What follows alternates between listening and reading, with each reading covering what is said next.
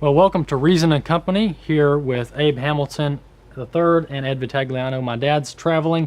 Ed asked me to fill in and host it, so I'll do the best I can.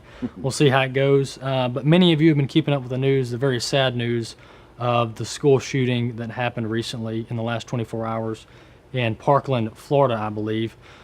Abe, it appears that every time a tragedy happens like this, there are many discussions about, of course, solutions, because we are a solution-driven society. But at the end of the day, it appears that evil is the core, or is a common theme amongst tragedies like this. Yeah, absolutely. You have a scenario here at the Marjory Stoneham Douglas High School in Parkland, where we know as of yet up to 17 people have been killed. Multiple others have been injured by a gentleman by the name of, not a gentleman, but a guy by the name of Nicholas Cruz, who had been expelled from the school, a 19-year-old who came back and brought this havoc onto the high school. And it's amazing to me how quickly the conversations following these types of incidences devolve immediately into gun control debates. And the thing that I always respond with is that you're going to have a hard time resolving this issue because we have a culture that wants to exclude God at every hand. But the core concern, the core issue really is evil, the sin sickness in a human heart. You can pass all the gun control legislation you want, but if the sin condition of the heart is never addressed, you're never going to get to the root of the problem. Yeah, Ed, it seems that, of course, evil is at the root of all evil acts, and this is pure evil.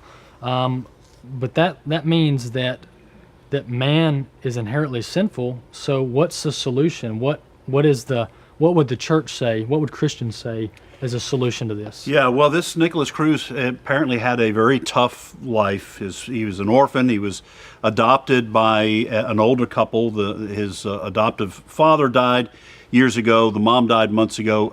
Obviously a troubled young man. And so if you're looking at if America's a secular society, then the answer for secularists is always going to be, well, was the person mentally ill? And he must be mentally ill because no sane person would do this. And if you take away the guns, you take away the ability of a mentally ill person to harm others. Well, right. You can't always predict that in advance. And the problem is that if you do not consider human beings as having a soul, as there being an absolute morality, and therefore outside that absolute morality is evil and evil choices, then you're always going to miss. You're not going to be on target. Sometimes you might have someone who's mentally ill, who howls at the moon, in his boxers. But that doesn't appear to be the case. This was a calculated effort by a person whose heart was filled with very dark imaginings. Yeah. And the gospel is the answer. Now, it may not have stopped this young man from doing this immediately, but the gospel ultimately is the answer to sin. Yeah. And it is going to be the only answer any society can have for people who are tempted towards this kind of evil act. Yeah, I totally agree. And it seems that what we need to do to start out is to bring prayer and God back into schools. Because what if this young man would have attended an FCA meeting or a prayer meeting and would have came to know Christ?